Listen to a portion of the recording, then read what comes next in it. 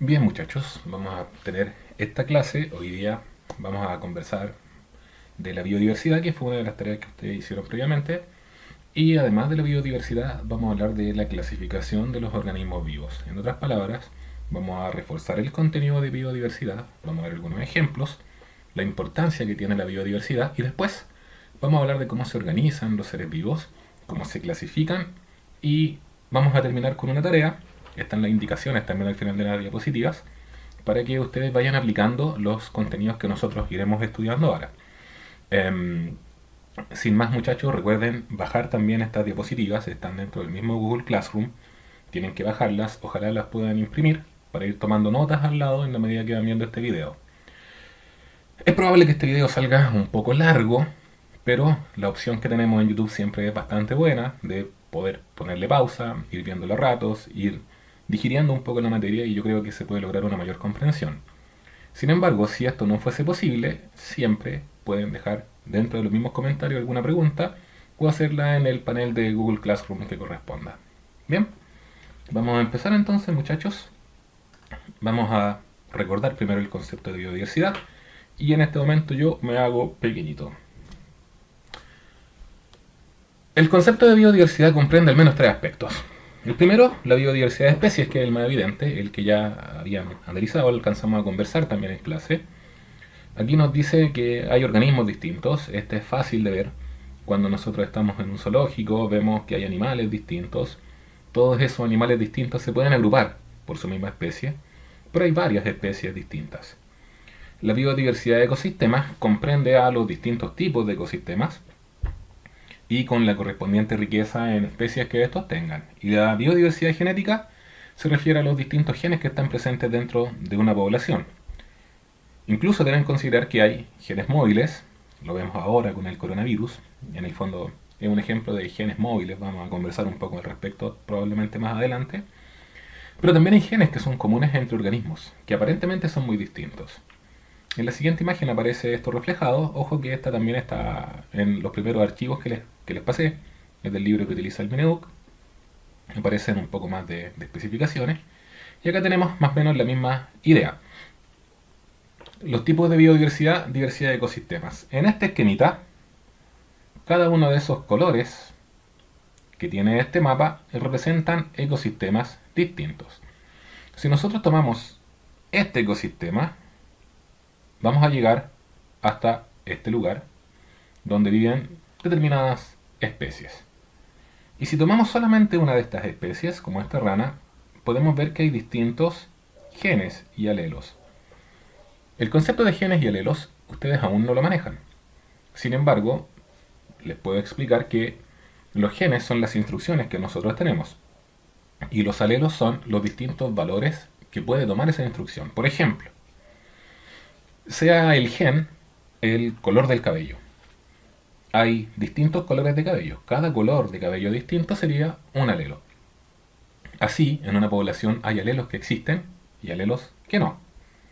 Usando el mismo ejemplo, en los humanos, el alelo color del cabello morado no existe, al menos no en la naturaleza. En estos gráficos se muestran las diferentes o la diversidad relativa de acuerdo al tipo de organismo que estamos hablando. Podemos ver que los insectos son tal vez los más diversos. Hay otros artrópodos que no sean insectos, por ejemplo las langostas, las jaivas. No son crustáceos, perdón. Las langostas, tendría que revisar. Moluscos, vertebrados, tenemos diferentes tipos de organismos que tienen una diversidad mayor. Y en el caso de los insectos, a su vez, hay distintos órdenes. Enseguida vamos a hablar qué significa un orden, pero son categorías de clasificación que están dentro de la conversación de hoy. En otras palabras, vemos que hay una gran diversidad en este caso, tanto de tipos de organismos como de subtipos de organismos dentro del orden o del reino de los insectos, del dominio de los insectos. Acá el ejemplo de distintos ecosistemas, variedad de ecosistemas. Un ecosistema que es una isla y un ecosistema que en este caso es un oasis, en un desierto.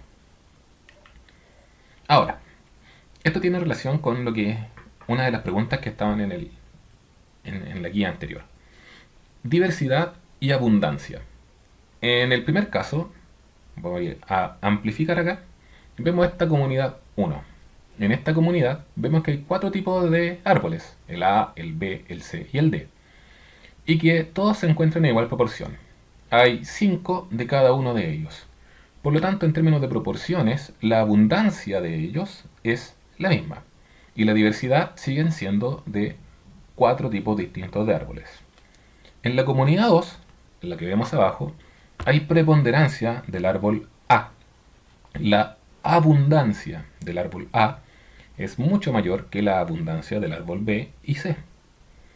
A su vez, el árbol D tiene una abundancia mayor que los dos anteriores, pero considerablemente menor que la abundancia del árbol A. La diversidad es la diferencia en las especies que existen y la abundancia es el número de individuos de una determinada especie que nosotros estemos contando.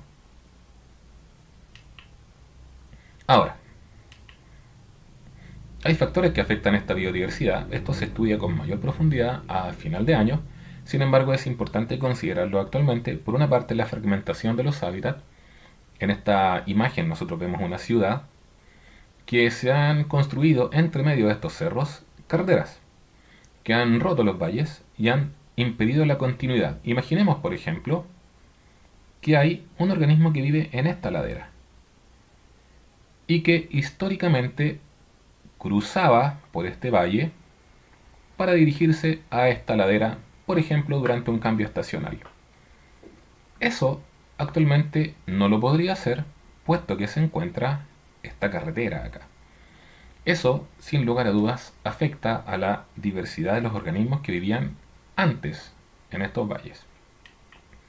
Otro factor, en este caso la caza indiscriminada. Obviamente aquí estamos viendo un desastre que es la muerte de elefantes para extraerles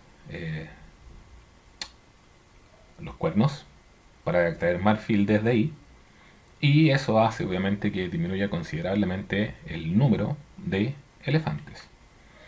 Acá tenemos la sobrecosecha, podríamos traducirlo de esa manera, la sobrecaptura. En un mercado de Japón, lo que ustedes ven ahí en el suelo son atunes, y el atún es un animal muy rico, ¿ya? Sin embargo, la sobrecaptura ha hecho que se encuentre actualmente con cifras muy inferiores a las que tenía a comienzos de siglo. Probablemente en un tiempo más se tengan que establecer vedas a la captura para poder mantener la biodiversidad del atún. Y acá tenemos otro ejemplo con cambios en el pH de las precipitaciones. Cuando cambia el pH, cuando cambia el nivel de acidez de las lluvias, se alteran los suelos y se alteran las plantas que viven en esos suelos. Y eso también puede producir pérdida de biodiversidad. Insisto en que esto lo veremos con mayor detalle al final del semestre. Ahora, hay un concepto importante en todo esto que es el fitness. El fitness es como el qué tan bien está un determinado ecosistema. Y hay un círculo vicioso que ocurre y que genera pérdida de fitness. Vamos a partir hablando de, para explicarlo, pensemos en una población que, producto de la caza indiscriminada, es pequeña. Esa pequeña población va a estar obligada a reproducirse entre individuos que son muy cercanos genéticamente. En palabras simples, una reproducción entre familiares.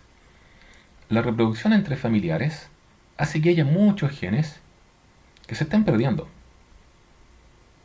Piensen en una familia de individuos morenos, de ojos negros, que se empiezan a reproducir entre ellos. De a poco los otros rasgos más diversos, van a ir desapareciendo. Y esa pérdida de variabilidad genética podría ocasionar que los individuos estén peor adaptados. Y esa población peor adaptada va a tener menos hijos y por lo tanto esos menos hijos se van a traducir en una población aún menor. Por eso el concepto de abundancia es tan importante, que las poblaciones sean abundantes nos protege de todo esto. Ahora, ¿por qué es importante mantener la biodiversidad? Bueno, hay varios factores. Por una parte, la biodiversidad tiene un valor en sí. Desde antes de que los humanos existiéramos, existe biodiversidad. Por lo tanto, no tiene sentido que nos preguntemos cuál es el valor, porque tiene un valor intrínseco, tiene un valor propio, independiente de lo que los humanos podamos pensar respecto de la biodiversidad. Sin embargo, también hay valores utilitarios, valores que nos sirven a nosotros. Por ejemplo, hay valores como nos dice acá la provisión de servicios. Hay muchos productos que nosotros usamos y que vienen de la naturaleza, entre ellos la comida, hay productos farmacéuticos, hay productos industriales que nosotros obtenemos de los ecosistemas. Hay un valor cultural también. La belleza de contemplar un paisaje, el simbolismo que hay detrás de la biodiversidad. Imagínense la tragedia que sería para la firma de autos Jaguar que desaparezcan los jaguares.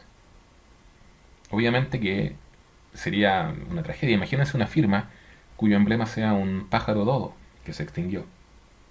Hay un valor también cultural en ello.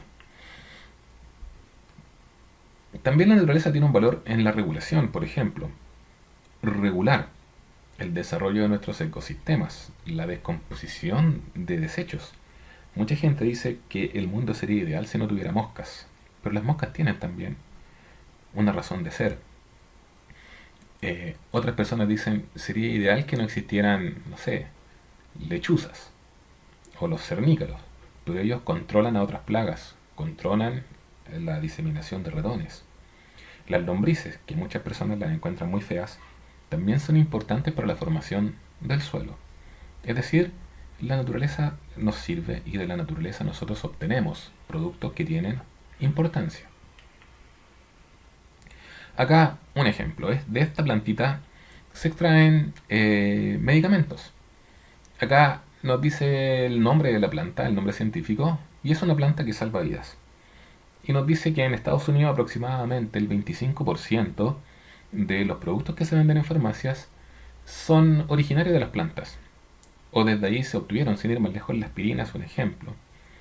Y en los años 70, los investigadores descubrieron que esta plantita que crece en las islas de Madagascar contiene alcaloides que inhiben el crecimiento de células cancerígenas. Sería una tragedia para muchos pacientes con cáncer que esta planta desapareciera.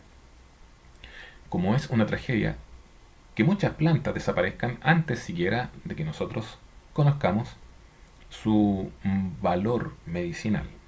Por eso actualmente se trata de conseguir la protección de los ecosistemas, la protección de la biodiversidad, sobre todo de aquella que aún no conocemos. Ahora,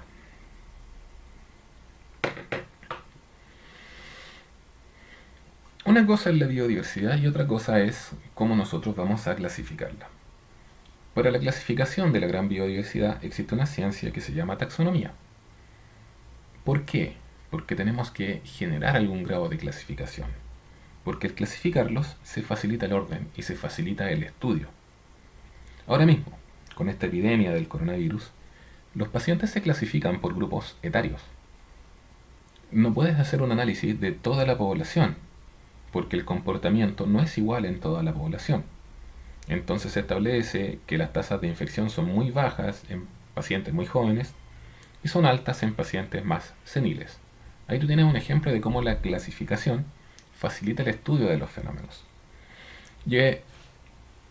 Y nosotros los humanos hemos ensayado distintos niveles de clasificación, distintos sistemas de clasificación para entender cómo funciona la naturaleza. Ahora, aquí una advertencia importante. Para poder entender lo que viene, es importantísimo tener algunas nociones de cómo se organiza la vida en la actualidad. Para poder entender lo que viene, debemos reconocer qué significa un reino, qué es una población, qué es una especie. Tenemos que entenderlo, de lo contrario vamos a estar un tanto perdidos. Por eso aquí es importante retomar un poco conceptos de clasificación para que nosotros podamos seguir avanzando.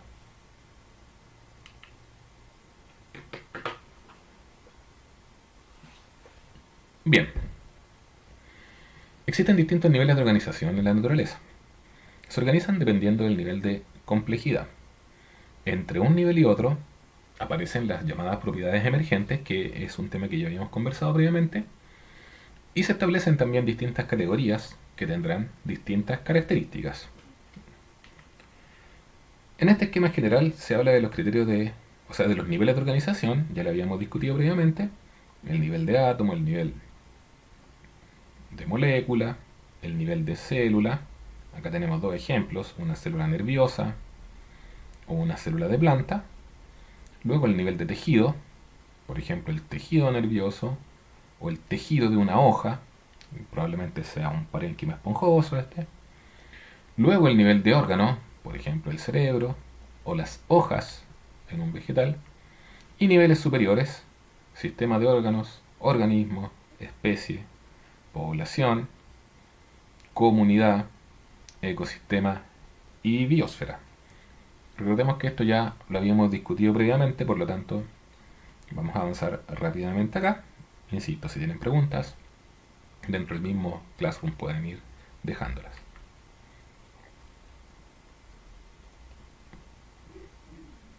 Bien, hacemos una pausa y continuamos enseguida.